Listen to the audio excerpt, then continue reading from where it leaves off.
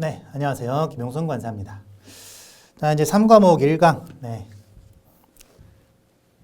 이 3과목은 화물관리입니다. 그래서 지금 이제 1과목, 2과목에서 배우신 것이 이제 보세 구역에 대한 내용, 보통은 그런 내용을 이제 일반적으로 다 배우셨고, 이 3과목부터는 화물 관리예요. 그래서 보세 구역에 들어온 화물들이 어떻게 관리가 되고 있는지 그 주요 내용들은 세관과의 어떤 협업입니다. 그래서 세관에 어떤 신고를 한다든지 허가를 받는다든지 이런 행정 절차들을 필요하는 것이 이제 우리 화물관리에서 배우시는 주요 내용이 될 겁니다. 자, 그래서 이제 총설에서는 도대체 어떤 내용들을 우리가 3과목에서 쭉 배우는지 그런 내용들을 이제 간단하게나마 한번 알아보고 갈 겁니다. 지금은 암기하시지는 않으셔도 돼요. 자, 일단은 입출항 절차입니다. 그래서 물품이 어떻게 입항하고 출항하는지. 자, 그런데 이제 입출항 절차는 좀 더 자세히는 4과목에서 좀 더 자세하게 배우시고, 우리 3과목에서는 입출항 절차는 조금 간단하게 그렇게만 배우실 거고, 그 다음에 이제 물품의 반입반출입니다. 이 물품의 반입반출을 엄청나게 현미경처럼 자세하게 우리는 배울 겁니다. 반입반출. 그 다음에 장치 물품의 관리. 그래서 이 보세구역에 물품이 장치되어 있는데 이 물품이 그냥 일반적인 물품이면은 얼마나 좋겠습니까마는 이 물품을 분할하거나 합병하거나 보수 작업하거나 이런 경우가 있어요. 그래서 이 장치 물품을 관리하는 거, 그 다음에 이 물품이 이 보세구역에 장치되기 부적절할 수가 있습니다. 또 그런 경우에는 그냥 팔아버려요, 시장에. 그래서 물품을 매각하는 뭐 그런 거, 폐기하는 거, 그런 게 있거든요. 그래서 이 장치 물품을 관리하는 거. 그 다음에 보세 운송. 이 보세 운송도 매년 시험 문제가 막 몇 문제씩 나오고 그럽니다. 굉장히 출제 비율이 높아요. 그래서 보세 운송 같은 경우에는 이제 거기서 자세하게 배우실 거지만 보세 운송이 뭡니까? 보세 운송은 어떠한 보세 구역에서 다른 보세 구역으로 물품을 이동시키는 것이 보세 운송이죠. 그래서 보세 구역 간 운송이다라고 해가지고 보세 운송이라고 부릅니다. 그래서 실제로 보세 구역에서는 보세 운송이 엄청나게 활발하게 자주 일어납니다. 그래서 보세 운송에 관한 문제 굉장히 많이 출제가 되고 있죠. 자, 그러면 일단은 용어의 정의부터 한번 보겠습니다. 자, 우리가 보통은 이 관세법 이런 것들에 대해서 뭔가 지식이 있는 상태에서 여기 보세사 시험에 오신 분들도 계시겠지만은 대부분의 분들은 아예 그냥 제로 베이스, 아무것도 없는 제로 베이스에서 오신 분들이 상당히 많아요. 그래서 그런 분들을 이제 제가 대상으로 강의한다 생각하고 이런 용어의 정의 좀 꼼꼼하게 챙기고 갈 생각입니다. 그래서 자, 책 용어의 정의 한번 보시면은요. 이제 고시에 있는 용어의 정의는 다음과 같다. 그래서 네모 박스에 나와 있죠. 그래서 자, 세관 지정장치장이라 함은 세관장이 관리하는 시설 또는 그 시설 관리인으로부터 무상 사용의 승인을 받은 시설 중 지정장치장으로 지정한 시설을 말한다라고 되어 있습니다. 그래서 자, 이 보세 구역은 세관이라는 장소와 아주 밀접한 관련이 되어 있습니다. 그래서 이 세관은요, 관할구역을 가지고 있어요. 그래서 어떠한 세관, 예를 들어서 인천공항세관이다라고 하면은 인천공항에 있는 보세구역 등을 관할합니다. 어떤 영역을 주고 그 영역을 관리하는 거예요. 그런 이제 입장에 있는 것이고, 이 세관은 세관의 가장 캡틴, 세관의 1등, 세관장이라고 하죠. 세관장. 자, 우리는 이제 세관장이라는 표현을 굉장히 많이 봅니다. 뭐만 하면 세관장에게 신고한다 이렇게 돼요. 그런데 실제로 그 세관장이라는 높으신 분을 직접 아련하고 신고서를 제출하는 그런 건 아니죠. 세관장에게 신고한다라고 해도 결국에는 그 세관 공무원에게 신고를 넣는 것이고요. 법에는 세관장에게 신고한다 이렇게 되어 있습니다. 그래서 어쨌든 이 세관이 지정한 장치장이 있습니다. 그걸 지정장치장이라고 부르는데 이제 보세구역에는 보세창고, 일반 보세창고도 있는 반면에 일반적인 보세창고는 영업을 해야만 합니다. 그래서 일반 보세창고들은 물량을 많이 받아가지고 자신들의 어떤 매출을 증대시키는 걸 목적으로 여기서 보세창고를 하는 거예요. 그래서 영업용 보세창고라고 합니다. 영업용 보세창고는 이제 민간에서 운영이 되죠.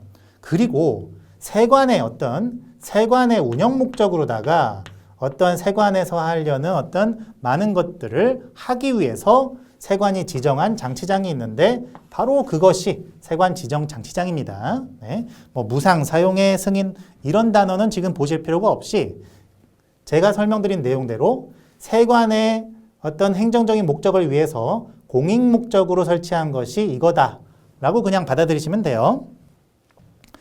자, 그 다음에 운영인. 운영인은 특허보세구역의 운영인. 여기서 말하는 특허보세구역이 우리가 여기서 보시는 영업용 보세창고 이런 거죠. 그래서 특허보세구역의 운영인, 지정보세구역의 화물관리인, 네.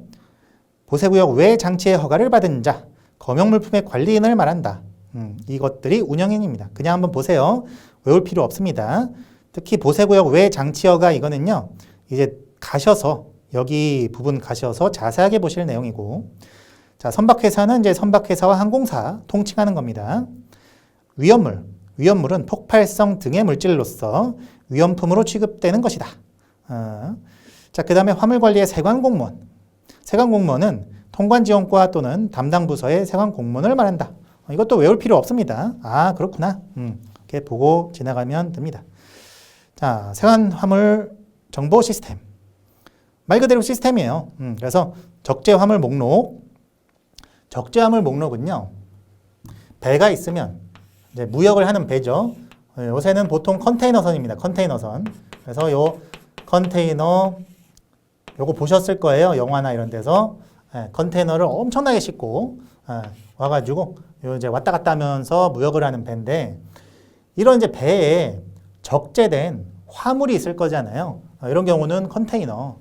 이 화물들의 목록입니다. 말 그대로. 그래서 이 배가 어떤 화물을 싣고 있다라는 것이 적재화물 목록이고, 이 적재화물 목록은 지속적으로 우리가 5과목까지 아주 중요한 개념으로서 계속 배우시기 때문에 지금은 그냥 적재화물 목록은 배가 실은 물건의 목록이다. 비행기도 마찬가지죠. 그 정도로만 알고 계세요. 자, 적재, 하선. 자, 하선은 물품을 배에서 내릴 때 그 하선이라고 합니다. 하기는 비행기에서 내리면 하기라고 하고요. 그 다음에 보세 운송신고, 그런 보세구역의 반출입 등의 자료를 관리하는 시스템이다. 자, 넘어가서 전자문서. 요거는 그냥 넘어가겠습니다. 넘어가고, 자, 8번 BL 제시 인도 물품을 보실게요. 자, BL 제시 인도 물품은 나중에 여기 가서 또 자세하게 볼 내용이지만은 일단 간단하게 설명드리면 수입신고가 필요 없는 물품을 말합니다. 수입신고가 필요 없고, BL은 선화증권, 한국어로 선화증권이고 영어로는 빌 오브 레이딩의 약자입니다. 빌 오브 레이딩. 그래서 그럼 레이딩이 뭐냐? 선박에 적재했다는 뜻이에요. 선박에 적재하는 것을 레이딩이라고 합니다. 빌은 영수증이라는 뜻입니다. 그래서 선박에 적재하고 발급되는 영수증이 빌 오브 레이딩이고요. 한국어로는 선화증권이라고 합니다. 그래서 여러분들이 택배 같은 거 붙이면은 택배 붙이고 나서 발급되는 영수증이 있잖아요. 그래서 어디에서 어디로 붙였다, 물품은 뭐다, 이런 거, 운임은 얼마다, 이런 거가 찍혀 있는 게 그 영수증이고요. 선화증권은 선박회사를 이용했을 때 이 선박회사가 화주들에게 발급해주는 영수증입니다. 그게 선화증권인데, 선화증권은 그래서 화주가 내 물건을 배에 실었다라는 증빙이 되겠죠. 증빙이 되는 것이고, 이 선화증권은 수입 혹은 양육지에서, 그러니까 물품을 수입하는 장소, 물품을 내려놓는 장소에서 다시 운송인에게 제출하기만 하면 그 운송인은 선적지에서 실렸던 물건이 이거, 확인하고 물품을 빼준단 말이에요. 그런 기능을 하는 것이 선화증권이죠. 그래서 선화증권 인도물품이라고 하면은 그냥 수입신고 필요 없이 창고 가가지고 그 선화증권만 제시를 하게 되면, 그러니까 양육지에서 선화증권만 제시를 하게 되면은 그냥 선화증권만 보고 확인하고 그 물건을 화주에게 인도할 수 있는 그런 이제 특정 물품들을 말합니다. 그런데 그 물품들이 일반적인 무역 활동에 필요한 그런 물품은 아니고 특수한 물품들입니다. 그래서 자 보시면 외교행랑으로 반입되는 면세대상 물품. 그래서 외교행랑이라 함은 외교통신을 위해서 이제 항공기로 실어 나르는 공문서 등을 말해요. 그래서 이렇게 이제 특별한 물품은 가능합니다. 그리고 우리나라에 내방하는 외국의 원수. 네. 자, 아버지의 원수가 아니라 외국의 원수입니다. 그래서 외교관을 말하는 거죠. 외교관이 아니라 이제 외국의 어떤 수뇌부, 그 외국의 원수와 그 가족 및 수행원, 수행원이 이제 외교관이고, 이 수행원에 속하는 면세 대상 물품. 어쨌든 이렇게 외교 목적 혹은 이런 정치 목적으로 하는 면세 대상 물품입니다. 아주 특별한 거죠. 그래서 이런 물품들은 수입 신고가 필요가 없다는 거예요. 수입 신고가 필요가 없겠다. 그 다음에 장례를 위한 유해 유골 유체. 그래서 이런 것도 포함이 됩니다. 요거 시험 문제에 한번 나온 적이 있어요. 그 다음에 신문, 뉴스를 취재한 필름 등 제 공간, 요거 외교 제 공간 등에서 외교부로 발송되는 자료, 외교 목적. 그 다음에 기록 문서와 서류. 그 다음에 외국에 주둔하는 국군으로부터 반환되는 공용품. 그래서 우리나라가 이제 외국에 어떤 주둔시키는 국군이 있다라면은 반환되는 그런 용품들, 그런 거를 말합니다. 그래서 자, 지금 이 1, 2, 3, 4, 5, 6, 7을 지금 외우실 필요는 없습니다. 어차피 나중 가서 또 배우실 내용이기 때문에 그냥 이렇구나 이 정도로만 챙기고 그냥 넘어가겠습니다. 자, 관리대상화물 요거는 거기 옆에 써두세요. 4과목에서 자세하게 배우실 내용입니다. 관리대상화물은 4과목에서 자세하게 배울 거기 때문에 여기서는 넘어갈 거고, 자, 식품류. 말 그대로 식품류죠. 네. 그래서 요런 이제 용어의 정의가 있겠고, 여러분들은 이제 지금 요 용어의 정의를 다 외우시려고 노력하실 필요 절대 없습니다. 이제 자연스럽게 그냥 배우다 보면은 요 정도는 뭐 그냥 쉽게 다 알 수가 있습니다. 자, 그러면 이제 넘어가죠. 보세화물의 장치. 자, 여기서 보세화물의 보세구역 내 장치 원칙, 여기를 한번 보실게요. 자, 외국 물품과 내국 물품에 신고를 하려는 내국 물품은 여기서 외국 물품, 일단 첫 번째 외국 물품, 그 다음에 내국 운송에 신고를 하려는 내국 물품, 얘네들은 보세구역이 아닌 장소에 장치할 수가 없습니다. 자, 그러면 외국 물품은 뭔지부터 한번 설명을 하고 가겠습니다. 외국 물품은 말 그대로 외국에서 생산된 물품입니다. 국적, 우리 이제 사람으로 치면은 국적과 같은 거예요. 그래서 외국인과 내국인 이런 개념이죠. 외국에서 생산돼서 들어온 물품은 죄다 외국 물품입니다. 그래서 보통 우리가 보세구역에서 주로 중점적으로 관심을 갖는 건 외국 물품입니다. 당연히. 왜냐하면 외국 물품이야말로 얘는 우리나라 수입 돼가지고 우리나라 소비 시장에 그대로 반출될 수가 없어요. 외국 물품은 반드시 수입 신고라는 절차를 거치고 이 수입 신고가 수리돼 가지고 내국 물품이 돼야만 합니다. 이렇게 안 되면 보세 구역을 빠져나갈 수가 없어요. 즉 외국 물품은 반드시 수입 신고라는 전제가 깔려 있는 상태에서 우리가 수입을 하는 거예요. 그리고 이 수입 신고 단계에서 납부가 되는 것이 뭐죠? 관세죠. 관세. 그래서 수입 신고를 하면서 수리되기 전에 관세가 납부가 되는 것이 원칙입니다. 그래서 이 수입 신고와 관세라는 토픽이 걸려 있는 것이 외국 물품이다 보니까 보세구역에서는 외국 물품에 관심을 더 많이 갖는 거죠. 그래서 이 왜곡 물품은 보세 구역에 장치되어야만 해요. 자, 그리고 내국 운송에 신고를 하려는 내국 물품. 얘는 뭐냐면은 외국 물품의 반대가 내국 물품이겠죠. 태생이 내국 물품인 거. 태생이. 그러니까 우리나라에서 생산된 거. 그래서 이 내국 물품이 그냥 내국 물품은 뭐 보세구역 아닌 아무 장소에나 장치할 수 있습니다. 그런데 내국 운송에 신고를 하려는 내국 물품은 보세구역에 장치해야 돼요. 그럼 내국 운송이 뭐냐면은 이 내국 물품을 갖다가 국제무역선에 실으면 이게 내국 운송의 신고입니다. 자, 내국 물품은 국제무역선에 실을 수가 없어요. 원래는 내국 물품은 그냥 일반적인 트럭이라든지 이런 걸로 운송을 해야 되는데 이 내국 물품도 특정한 경우에는 국제무역선이나 국제무역기에 실을 경우가 있습니다. 그렇게 싣기 위해서 하는 것이 내국 운송의 신고예요. 그래서 내국 물품을 이런 국제무역선이라는 무역을 하는 그런 배나 항공기에 싣기 위해서 가지고 갈 때 운송을 해야 되잖아요. 그 가지고 갈 때를 내국 운송의 신고라고 합니다. 그래서 특별한 경우이기 때문에 외국 물품이나 내국 운송에 신고를 하려는 내국 물품은 보세구역에 장치를 해야 돼요. 자, 그게 원칙인데 단 다음의 물품은 그러하지 않다. 다음의 물품은 예외를 해준다. 그래서 한번 보면 수출 신고가 수리된 물품. 수출 신고가 수리된 물품은 왜 예외로 해줄까요? 자, 수출 신고가 수리된 물품은 예를 들어 가지고 여기가 이제 우리나라 공장이에요. 공장이고 여기가 인천공항입니다. 그래서 수출을 할 거예요.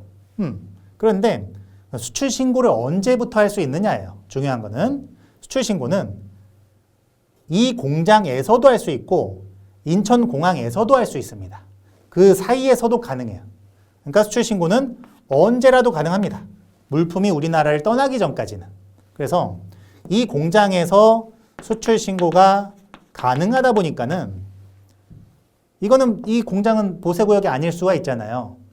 보세구역은 인천공항이죠. 그래서 내륙에서 물품이 제조되거나 보관되는 장소에서도 수출 신고가 가능하다 보니까 수출 신고가 수리된 물품도 당연히 보세구역이 아닌 장소에 장치할 수가 있는 거죠. 그런 스토리입니다. 자, 그 다음에 크기 또는 무게의 과다. 크기 또는 무게의 과다. 그래서 이 보세구역이 있는데 여기 있는 창고가 아무리 크더라도 뭐 비행기의 엔진이나 이런 것들은 너무 커요. 너무 크다 보니까 보세구역에 장치할 수가 없어요. 그냥 그 야적장에다가 땅에다가 그냥 놔야 돼요. 그래서 크기 또는 무게 과다. 그 다음에 재해나 부득이한 사유. 그 다음에 검역 물품, 압수 물품, 우편 물품. 검역, 압수, 우편은 특이한 애들이죠. 그래서 검역 같은 경우에는 뭔가 이제 그 어떤 동물성 질병 이런 것들이 있는지를 봐야 되는 물품이고 검역 장소에 장치를 해야 되고 압수 물품. 뭔가 하자가 있어가지고 뺏어놓은 겁니다. 압수 물품도 압수 보관 장소가 있어요. 따로.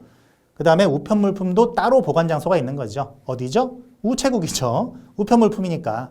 그래서 검역, 압수, 우편까지 해서 이런 물품들은 보세 구역에 장치하지 않아도 됩니다. 자, 그래서 암기식을 따겠는데요. 자, 앞글자만 따가지고 수압 크우 재검이라고 외우세요. 뭐 어떤 스토리냐? 우리가 이제 집을 구할 때는 장소도 물론 중요해요. 집을 구할 땐 장소도 굉장히 중요한데 일단 들어가서 어떤 집이든지 일단 여러분들은 반드시 수압부터 체크를 하셔야만 합니다. 공감하실 거예요. 저도 이제 자취를 좀 많이 해봐가지고 어떤 집이든 수압을 먼저 체크해야 되는데 물 딱 틀으면은 콕 이러면서 나오죠. 그래서 수압을 쟀는데 콕 이렇게 나왔는데 이거 아무래도 안 되겠다. 재검 한번 다시 검사 한번 해봐야지. 이 집 좀 하자가 있는데 약간 이런 스토리. 그래서 수압 크우 재검이라고 외우시면 됩니다. 자, 그냥 받아들이세요. 외우기 위해서 제가 딴 암기식이기 때문에 이렇게라도 우리는 여기를 외우고 가야 됩니다. 시험 문제에 나온다는 거죠. 자, 그 다음에 우리를 이제 봤기 때문에 책으로 한번 가보시면 지금 우리는 이제 1번을 본 거죠. 보세구역 장치 원칙. 그래서 쭉 본 거고. 자, 그 밑에 메모 박스 밑에 다만 크기 또는 무게, 과다 등의 사유로 보세구역에 장치하기 곤란한 물품은 허가받아야 된다 이렇게 나오죠. 이거 우리 배울 겁니다. 자세하게 배울 내용이기 때문에 넘어가고요. 자, 보세구역 장치 물품의 제한 등. 그래서 자, 보세구역에선 인화질, 폭발성 물품을 장치하지 못합니다. 그 다음에 부패할 염려가 있는 혹은 살아있는 동식물을 장치하지 못해요. 그러면 얘네들은 어디 장치하냐? 이런 건 그 3번을 보시면 특수한 설비를 한 구역에선 적용하지 않는다. 그래서 보세구역 중에서도 이런 위험품이나 산동물 이런 거를 놓을 수 있는 보세구역이 따로 있어요. 거기 장치하라 이겁니다. 자, 물품 취급자에 대한 단속. 요건 그냥 여러분들이 한번 읽어보고 넘어가시면 됩니다. 당연한 말이기 때문에. 자, 세관공무원의 파견 요것도 넘어가겠습니다. 자, 5번 임시개청 및 세관의 근무시간 외 물품 취급. 네. 자, 여기는 한번 끊을 부분은 끊으면서 읽어야 됩니다. 너무 법에 조금 장황하게 좀 설명이 되어 있기 때문에 이게 혼자서 공부하시다 보면 이게 도대체 무슨 말인지 모르실 수도 있어요. 그래서 설명을 해드리면 자, 세관의 개청시간. 개청시간이라는 것은 세관 공무원들이 일을 하는 시간이라고 보시면 됩니다. 쉽게 말해서 개가 10개자예요. 청은 세관이라는 뜻이고 그래서 세관이 열고 있는 시간, 즉 다시 말해 영업을 하고 있는 시간, 영업이라는 단어가 좀 부적절하긴 하지만 세관이 열어 있는 시간, 그게 개청시간이고 운송수단의 물품 취급 시간은 이러한 공무원 근무 시간이며 그래서 기본적으로 세관이 여는 시간, 세관이 일을 하는 시간은 공무원 근무 시간이다 이거예요. 그리고 보세구역 물품 취급 시간은 24시간입니다. 즉 세관은 공무원 근무 시간까지만 하는 것이고 근데 물품 취급은 24시간 내내라는 겁니다. 그래서 세관은 예를 들어서 새벽에 세관은 닫아 있을 수 있어요. 그러나 보세구역의 물품 취급은 새벽까지도 가능하다 이런 뜻이죠. 자, 단 보세구역 물품 취급의 경우 감시 단속을 위해 필요한 경우 세관장은 그 시간을 제한할 수 있습니다. 그렇고 자, 이러한 원칙적인 개청 시간 및 물품 취급 시간에도 불구하고 자, 공휴일 또는 개청 시간 외에 통관 절차, 보세 운송 절차, 입출항 절차를 밟고자 하는 자는 이런 통보서를 세관장에게 제출해야 된다. 자, 이게 무슨 말입니까? 원칙적인 시간이 있어요. 원칙적으로 9 to 6라고 해가지고 그 시간이 있는데 그 시간 외의 시간, 예를 들면은 공휴일이라든가 혹은 새벽이라든가 이런 시간에 통관이라고 말하면 여기서 수출입을 말합니다. 대부분은. 그래서 이런 걸 하고 싶으면은 이런 사유를 기재한 통보서를 세관장에게, 즉 세관에 제출하라 이거죠. 그런 뜻입니다. 다만 수입 신고를 해야 하는 우편물, 여기서 끊으세요. 외의 우편물. 그러니까 수입 신고를 원래 해야 되는 상업용 우편물이 따로 있고요. 그 외에 그냥 일반적인 편지 같은 우편물이 있어요. 자, 그러면 여기서 말하는 수입 신고를 해야 하는 우편물 외의 우편물은 뭘 뜻하는 거죠? 그냥 편지를 뜻하는 겁니다. 그래서 그냥 편지 같은 우편물에 대해서는 그렇지 않다. 그래서 우편물은 워낙에 특수하기 때문에 그렇지 않다. 제외를 시켜줍니다. 그래서 이렇게 이해를 하시면 되고요. 자, 통보서 제출의 예외 사유. 그래서 다음은 통보서를 사전 제출하지 않아도 됩니다. 그래서 아까 말씀드린 그냥 일반 편지 같은 우편물 그런 사유들이에요. 그런 비슷한 종류들입니다. 한번 보면 우편물인데 수입 신고 대상 우편물을 제외하는 일반 편지 우편물을 취급하는 경우, 그 다음에 통보한 시간 내에 물품을 취급하는 경우, 보세 공장에서 보세 작업하는 경우. 요거는 왜 들어가 있냐? 보세 공장은 워낙에 특별한 장소라서 그 보세 공장만 특별하게 취급하는 법률이 따로 있습니다. 거기서 따로 정하고 있기 때문에 여기서 예외로 이제 시켜주는 겁니다. 그 다음에 보세 전시장 또는 건설장에서 이런 전시 사용 건설 공사를 하는 경우,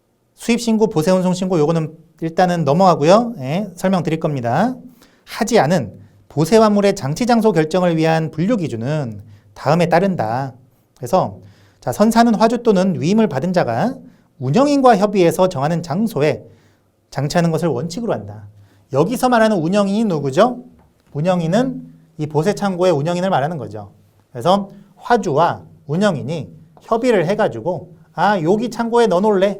이렇게 하는 것이 첫 번째라는 겁니다. 그 다음에 두 번째, 화주 또는 위임을 받은 자가 이제 별도의 의사표시가 없으면 다음에 따른다 해서 자, 첫 번째, 마스터 BL 화물 선사가 결정한다. 여기서 말하는 선사는 선박회사를 말하는 겁니다. 그 운송인이죠. 자, 마스터 BL 개념이 여기서 나와요. 마스터 BL. 그래서 이 마스터 BL과 하우스 BL을 조금 설명을 좀 드릴 겁니다. 간단하게만 드릴 거예요. 좀 자세히는 나중에 가서 다른 데서 설명하고요. 자, 마스터 BL은 이 배에서 물건을 내릴 때 컨테이너 채로 내리겠죠. 컨테이너를 쪼개가지고 막 그 안에 들어있는 거를 하나하나 내리진 않겠죠. 그 컨테이너 단위, 컨테이너가 있으면은 컨테이너 단위로 발급되는 게 마스터 BL입니다. 네. 그리고 하우스 BL은 뭐냐면은 이 컨테이너 안에 여러 화주들의 화물이 섞여 있겠죠. 그러면 보화주들 각각마다 발급되는 것이 하우스 BL입니다. 네. 다시 한번 전체적인 컨테이너 하나 단위로 발급되는 게 마스터 BL이고요. 각각의 화주들, 요 안에 있는 각각의 화주들별로 발급되는 것이 하우스 BL이다. 네. 그래서 다시 말하면 하우스 BL은 마스터 BL을 구성하고 있는 하나하나의 구성원이고 마스터 BL은 하우스 BL을 다 묶어놓은 거라고 보시면 되겠죠. 그래서 지금 보시면 마스터 BL 화물이라고 하면은 그냥 컨테이너체의 화물을 말합니다. 컨테이너 하나의 덩어리. 얘는 선박회사가 결정을 하고요. 하우스 BL 화물은 뭡니까? 하우스 BL 화물은 컨테이너 하나가 안 되는 작은 소량 화물들. 그걸 말하는 거죠. 그래서 하우스 BL 화물은 화물 운송 주선업자가 결정을 합니다. 여기서 말하는 화물 운송 주선업자는 여러분들이 많이 들어보셨을 포워딩을 뜻합니다. 포워딩. 그래서 포워딩은 이 각각의 화주들의 화물을 컨테이너에 다 이제 적입해가지고 다 모아가지고 컨테이너 하나를 만든 주체입니다. 그래서 이 화물 운송 주선업자는 이 이제 하우스 화물을 다루는 사람들이에요. 그래서 하우스 BL 화물의 운송인이 됩니다. 그래서 하우스 BL 화물은 화물 운송 주선업자가 결정을 하죠. 둘 다 운송인이에요. 둘 다. 선사든 화물 운송 주선업자든 둘 다 운송인입니다. 자, 그리고 운송인이 의무를 다하지 못할 경우 다음 어느 하나를 장치장소로 합니다. 그래서 세관지정 장치장이나 세관지정 보세창고. 그래서 결국은 세관이 결정을 하게 된다 이런 뜻입니다. 자, 여기서 말하는 세관지정 장치장은 설명드렸다시피 어떤 세관의 공익적인 행정 목적을 위해서 별도로 특별히 장치한 장치장이고 세관지정 보세창고는 평소에는 영업용 보세창고인데 그냥 세관에서 저기 괜찮은 것 같으니까 저길로 가라 지정하면은 그게 세관지정 보세창고예요. 그래서 그 옆에 책에 도식까지 있기 때문에 여러분들이 도식을 보면서 이해하시면 되겠고요. 자, 특정 물품의 장치장소 결정 여기 보시면 자, 이런 일반적인 장치장소가 있는데도 불구하고 특정한 물품들은 장치장소를 또 따로 결정을 해줘야만 합니다. 요거는 머리 아프시더라도 예외적인 사항으로서 좀 시험에 나오기 때문에 한번 잘 보겠습니다. 자, 그래서 원칙에도 불구하고 다음에 해당하는 물품은 다음의 장소에 장치한다. 해서 자, 입항 전 또는 하선기 전에 수입 신고가 되거나 보세 운송 신고가 된 물품. 아까 전에 그냥 스킵하고 넘어갔던 부분이 지금 여기 나오는 거죠. 이런 물품은 보세구역에 반입함이 없이 부두 또는 공항 내에서 보세운송, 통관 절차, 검사 절차를 수행하도록 해야 된다. 자, 이게 뭔 말이냐? 여러분들 수입신고는요. 이제 여러분들이 이제 1, 2, 3과목에서 1, 2과목에서 보세창고에 물건이 반입된 다음에 여기에서 비로소 수입 신고를 하는 것으로 네, 그렇게 아마 배우셨을 겁니다. 네, 그게 원칙이에요. 그게 원칙이긴 한데 이게 일반적인 수입 신고의 시기죠. 시기긴 한데 사실상 수입 신고는 언제라도 할 수 있어요. 물건이 배에 이렇게 실려가지고 우리나라 가까이 들어온 순간부터 보세 창고에 장치된 순간까지 이 사이에 운송되는 순간에도 수입 신고는 가능합니다. 그래서 수입 신고는 전체적으로 이렇게 굉장히 넓은 범위에서 다 할 수가 있어요. 어차피 수입 신고는 행정 절차이기 때문에 다 할 수가 있고, 그런데 이 수입 신고를 여기서 했다 이거예요. 입항 전에, 즉 배가 아직 우리나라로 들어오기도 전에 해버리는 경우가 있습니다. 입항 전 수입 신고를 왜 빨리 할까요, 여러분? 물건을 빨리 빼가기 위해서 빨리 하는 겁니다. 간단하게. 그래서 물건이 들어오기도 전에 수입 신고를 하고 이 수입 신고가 수리가 될 수가 있어요. 즉 관세도 다 납부를 했다는 소리입니다. 입항 전 수입 신고인데요. 입항 전 수입 신고한 목적이 빨리빨리 물건을 통관하기 위해서다 보니까 이런 경우는 어떻게 하냐. 보세구역에 반입함이 없이 부두에서 직접 이렇게 다 할 수 있도록 해주는 거예요. 보세구역까지 반입하려면 시간이 걸리잖아요. 그러니까는 그냥 부두에서 다 그냥 통관 절차를 마칠 수 있게 해주는 겁니다. 자, 보세 운송도 마찬가지입니다. 보세 운송도 이 보세 운송이라는 것은 물건을 어디에서 어디로 옮기는 거죠. 그러니까 보세 운송도 입항 전 보세 운송이 가능해요. 그래서 물건이 아직 입항하기도 전에 이 보세구역, 부두도 보세구역이에요. 보세구역에서 다른 어떠한 보세구역으로 옮기기 위한 게 보세운송이고 빨리 옮기려고 빨리 한 거 아닙니까? 그러니까 보세운송도 여기서 말을 하고 있는 거죠. 이거 시험 문제에 나옵니다, 여러분. 자, 괄호치고 이 경우 본 부선 통관 목적으로 수입 신고를 한 물품은 그 본 부선 내에서 통관 검사를 수행하도록 해야 된다. 자, 이건 또 무슨 말이냐면은 이 배를 본선이라고 합니다. 화물을 실은 배 자체를 본선이라고 하고 이 배의 어떤 부선이라고 하면은 이 배 말고 좀 작은 것들이 있어. 작은 것들. 작은 거. 그래서 이 배가 한국까지 못 들어오면은 작은 배에다가 물건 실어가지고 얘를 갖다가 이렇게 들어가게 해서 사용하는 부선이라는 것들이 있어요. 그래서 어쨌든 본선이나 부선 여기에서 통관할 목적으로 수입신고하는 경우도 있습니다. 그러면은 여기에서 통관이 다 돼야 되겠죠. 그런 소리입니다. 그래서 이제 여러분들은 고정관념을 좀 깨야 돼요. 수출입 통관은 반드시 보세구역에서 해야 된다. 그건 없습니다. 통관은 이렇게 배에서 해도 되고 보세 운송 중에 해도 되고 반입되고 나서 해도 되고 굉장히 많은 상태에서 할 수가 있다라는 거죠. 자, 2번 위험물 등 이런 것들은 적합한 요건을 갖춘 보세구역에 장치해야 된다. 맞습니다. 네. 너무 맞는 소리고요. 그래서 더 알아보기 그 밑에 수입 식품료의 보관 기준이 있어요. 그래서 자, 요거는 지금 보시면 상당히 심란하실 수도 있지만 그러니까 읽어보면 그냥 다 당연한 소리를 하고 있습니다. 그래서 식품료는 뭐 공산품과 분리 구입해서 보관한다. 당연한 거죠. 인체에 유해한 물질과는 반드시 분리해서 보관해야 된다. 당연한 거고 밑줄 친 부분만 읽었습니다. 그 다음에 창고 바닥은 내수 처리해야 된다. 당연하죠. 그 다음에 방충 방서, 방서 시설을 갖춰야 된다. 이런 당연한 소리들을 하고 있는 게 지금 여기에요. 그래서 그냥 한 번씩 쭉 읽어보면서 그냥 그렇구나. 그냥 한 번씩 읽어보시고 지나가겠습니다. 자, 3번 보세창고 등 이 보세창고, 공장, 전시장, 판매장에 반입한 물품은 특허시 지정한 그 범위에 해당하는 물품만 장치한다. 자, 4번 보세구역 외 장치허가를 받은 물품은 그 장소에 장치한다. 그래서 보세구역 외 장치허가는 이제 보실 거고 가서 자, 관리대상 화물은 이것에 따라 장치한다는데 좀 내용 엄청 많죠. 겁먹지 마시고 4과목에 가서 더 자세하게 배우십니다. 그 옆에 써두세요. 관리대상 화물 4과목. 4과목. 넘어가겠습니다. 지금은.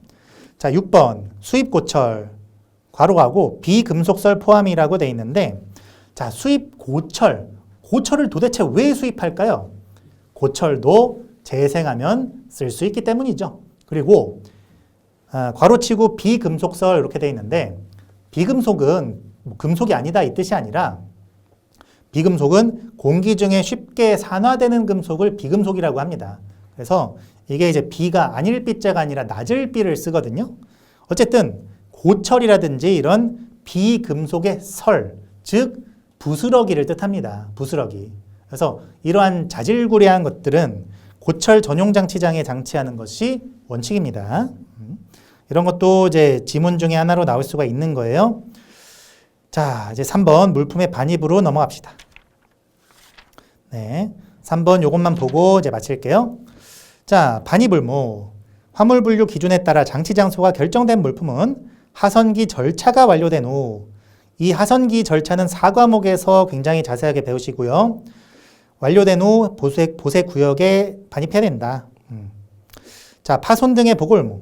그래서 운영위는 이렇게 파손된 이런 물품들을 반입물품 이상 보고서에 이런 사유서 등 필요 서류를 첨부해서 세관장에게 제출해야 됩니다. 그냥 읽어만 보세요. 자, 위험품 발견 시 보고 의무. 자, 위험물 장치 허가를 받지 않은 특허 보세구역 운영인 및 지정 보세구역 관리인은 화물 반입 시에 이것을 확인해야 된다. 그리고 발견했을 때는 즉시 보고해야 된다. 그래서 이런 위험물은 위험물 창고가 별도로 존재를 하고 만약에 위험물 창고가 아닌 일반 창고에서 위험물을 발견하면 이렇게 해야 된답니다. 자, 관리대상 화물의 장치. 그래서 관리대상 화물을 세관지정 장치장에 장치한다. 우리 4과목에서도 이제 배우실 거지만은 관리대상 화물은 지정장치장 장치가 일단은 원칙입니다. 일단 원칙이고요. 자, 다만 보세 판매장 판매용품은 보세 판매장 운영에 관한 고시에 따라 장치하고 보세 판매장 판매용품이니까 관련 고시에 따라 장치하겠죠. 자, 중요한 건 거기가 아니라 파란색 글씨로 자, 수출입 물품은 공항만 보세구역의 화물 적체 해소와 관할 세관 내 보세 창고가 부족해서 화주가 요청하는 경우에는 세관장 승인을 얻어 지정장치장에 장치할 수 있다. 자, 수출입 물품은요, 얘는 원칙적으로 보세 창고에만 장치를 해야 돼요. 원칙이 보세 창고입니다. 원칙이. 그런데 예외는 세관지정 장치장에 장치할 수가 있습니다. 그러면 이제 원칙이 일반 보세 창고인데 예외로 갈 수 있는 사유가 있겠죠. 일단은 그 사유 중에 첫 번째가 방금 읽은 거예요. 장치할 장소가 부족하다. 그때는 이게 보세 창고가 부족하기 때문에 얘는 이제 장치 장소가 좀 있는 상황인 거죠. 여기서 여기로 갈 때 승인을 받고 갈 수가 있어요. 승인을 받고. 그리고 자, 관할 세관 내에 영업용 보세 창고가 없는 경우 승인 없이 장치할 수 있다. 그래서 보세 창고가 아예 없어버리면 승인 없이 그냥 지정장치장에 장치할 수가 있습니다. 그런 거죠. 그래서 원칙이 이거고 예외가 이건데 원칙에서 예외로 갈 때는 어떠어떠한 사유가 있고 그 다음에 승인을 언제 받는지 그것만 여러분들이 아시면 되고요. 이것도 이제 기출 문제였죠. 그래서 승인 없이 장치할 수 있다. 여기에서 함정이 나왔습니다. 그래서 관할 세관 내에 아예 보세 창고가 없으면은 승인 없이 장치할 수가 있어요. 거기 체크. 자, 이렇게 제가 기출 문제를 바탕으로 여러분들한테 좀 강조할 부분들을 다 강조하면서 좀 강의를 할 것이고 그 다음에 이제 여러분들은 사실상 우리 3과목을 처음 접하시는 아예 노베이스에서 이 법과목 3과목인 법과목을 처음 접하시는 분들은 굉장히 좀 어려울 수가 있는데 조금 참고 이해가 안 되더라도 일단은 좀 진도를 나가시는 것이 바람직하겠다라는 말씀 마지막에 드리고요. 저는 이제 2강에서 오도록 하겠습니다. 네, 감사합니다.